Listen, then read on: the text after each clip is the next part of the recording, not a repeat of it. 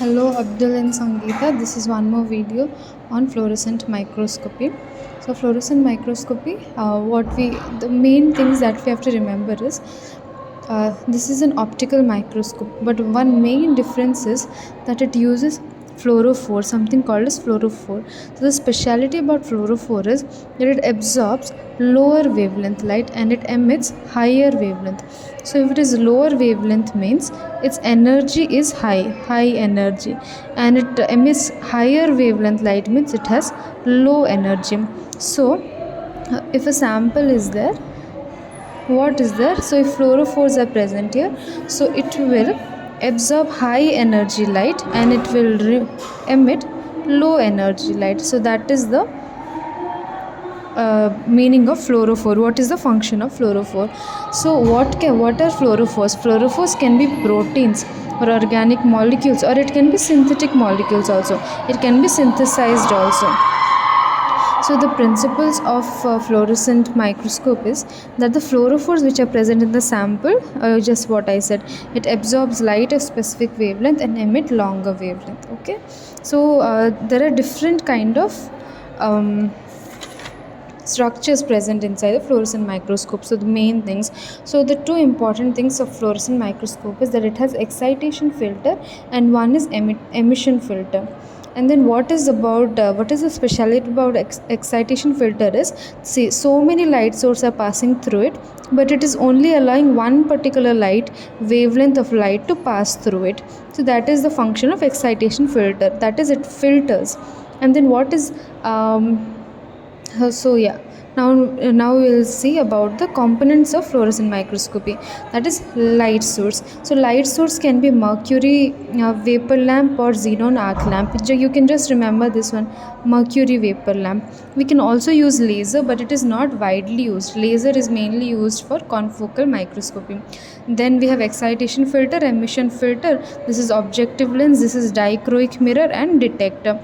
So we call this fluorescent microscopy, most of the fluorescent microscopes are epifluorescence. Why? Because the same light source, it passes through the objective lens, and with the same lens, once the light source falls on the sample, it is reflected back, and through the same objective lens it is going back. So that is why this is called as epifluorescence. Like I have written, the excited light ray on the sample and the detection of fluorophore, and from the sample is done through the same objective lens. That is why this is called as epifluorescence.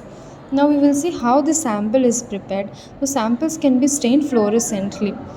So this can be done with the use of fluorescence proteins, and the property of autofluorescence of a sample can also be used. Like we have these lights, this bugs, what we call jugnu in Hindi, I don't know what we call in English. So they have their autofluorescence, so that nature of a sample can also be used. At the same time, samples which cannot produce their own autofluorescence, we can stain them fluorescently. So what are the different stains that can be used? For example, I have given few examples.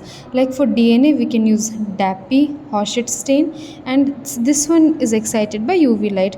And next we can use DRAC7, this is excited by red light. So you can remember any one of it. So what these biological stains they do, they bind to the minor groove of DNA and hence it stains. What is the minor groove? So this is the DNA. Major groove is the one which is very long, and minor groove is the one which is very short. So this is the minor groove.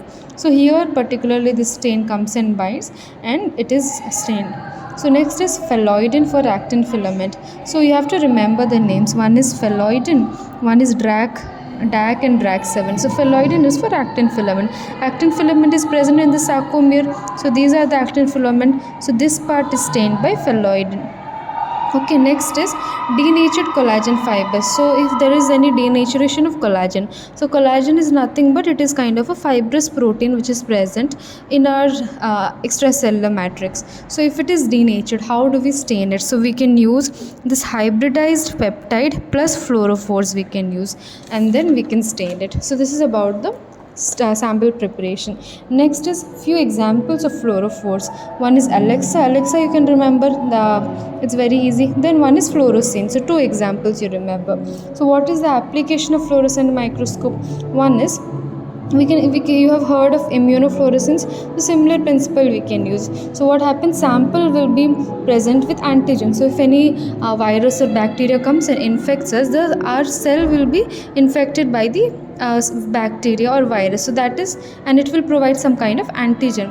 So sample with antigen is present here. So what we do, we take a fluorophore. As you can see, this is a fluorophore, and which is attached to a antibody. So we pour that on the sample. So what it does, this particular antibody goes and binds to the specific antigen, and so when we visualize it under the microscope, we can see that that particular antigen is present. So that is the application. So it can be done in two ways. It can directly be attached to primary antibody fluorophore, or it can be indirectly attached to secondary antibody. Like you see, this is secondary antibody.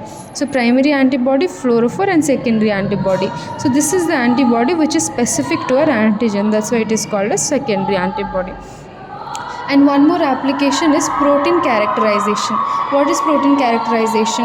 That the interaction of proteins within a cell can be understood. So what does it mean? So how a cell acts when there is a metabolic reaction, or how it responds to any stimulus. So this can be understood with the help of fluorescent microscope. So what happens generally, if there is a very short time of interaction, if we use other kind of instruments, we cannot actually visualize what is happening. So it gives very weak signal. So hence it will look transparent. So we won't be able to identify exactly what is happening. But with fluorescent microscope, what we can do is, fluorescent proteins are used to study intercellular interaction. So what it does is, fluoroproteins bound to the protein, and it will be analyzed from different wavelengths. So it will give us different wavelength for different reaction. So if there is any catalysis happening, any major enzymatic reaction is happening, we can see peaks. So this will give us an idea that how a protein interacts with each other. So for example, we can use this for the detection of acid-fast bacilli in sputum or CSF when stained with acromin fluorescent dye. Then what are the limitations? There are few limitations. So we are using fluorophores here, right? So fluorophores can lose their ability on photo bleaching. So what is photo bleaching? So when light falls on the fluorophore, it can lose its fluorescence. That is called as photo bleaching. So to reduce photo bleaching, robust fluorophores are used. So what it will do? It will minimize the light illumination, and we can also use some photoreactive scavenger chemicals. Fluorescent microscopy can be used for live cells also for studying. But upon illumination, it creates reactive chemical which is toxic. So that's why live cells can get affected. This is one more drawback. So this is about fluorescent